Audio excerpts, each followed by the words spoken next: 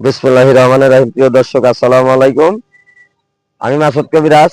আজকে একটা গাছের সন্ধানে আসছি আমাদের এলাকায়। এটা ধামরাই থানা, আপনার বাতলি বাইলতে, এই সাটিয়া যাওয়ার যে রাস্তা, আপনার সেই রাস্তার ডাইন সাইডে আমরা আসছি হয়তো। এই যে দেখেন, এটা গাছটা আপনারা হয়তো দেখলে চিনবেন, না দেখলে তো চিনা দেয়। এই গাছটা কিন্তু বিরাট কার্যকারী গাছ।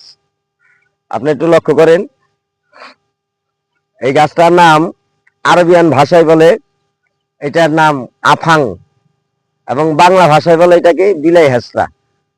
অনেকজন রাস্তাতে হাইটে গেলে আমাদের কাপড় চোপড়ের ভিতরে এটা লাগে, আঠার মতন লেগে থাকে।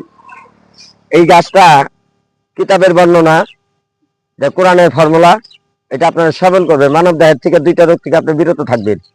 এক নাম্বার, মেয়েদের সাদা স্রাব, কালবাদক, সতিকারী যে মেয়েদের আছে, এই মেয়েরা এটা প্রতিদিন সকালবেলা এরকম ভাবে, এই গাছগুলা পাওয়া যায় বন জঙ্গলে, ন্যাচারাল ভাবে এই শিকড় গুলা টাইন আনবেন।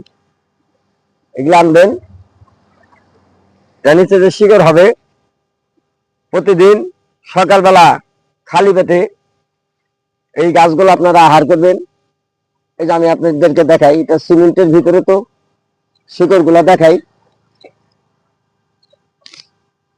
এই যে এরকম ভাবে গাছগুলা নিবেন। এই যে শিকড় আছে, শিকড়টা ভালো করে ধুতো করবেন। ধুতো করে এই শিকড়টা আপনার 7 দিন 1 সপ্তাহ, যদি কোনো ডায়াবেটিসের রোগ থাকে, আপনার ডায়াবেটিসের রোগীদের একটা কথা বলি, প্রতিদিন সকালবেলা 1 কাপ পরিমাণ চেঁচা দিয়ে এটা রস করে খাবেন। 7 দিন খাওয়ার পরে যদি আপনার এই দেহের ভিতরে কোনো ইনসুলিন লাগে, আপনি একটু আমাকে কমেন্ট করে জানাবেন। আমি মাসুদ কবিরাজ, বিগত 45 বছর অভিজ্ঞতা। ভেস্টরজিওর কিতাবের ফর্মুলাইতে, কিতাবের নামটা বলে দিলাম। এটার নাম আরবিয়ান ভাষায় বলে, কিতাবের বর্ণনা আছে, এটার নাম আফাং। অথচ এটা বাংলা ভাষায় আমরা বলি এটাকে বিলাই হেসরা। তবে যাই হোক, গাছ আল্লাহর সৃষ্টি, আল্লাহ পাকের কোরআন সত্য, আল্লাহ পাকের গাছ সত্য, আল্লাহ পাকের রহমত সত্য।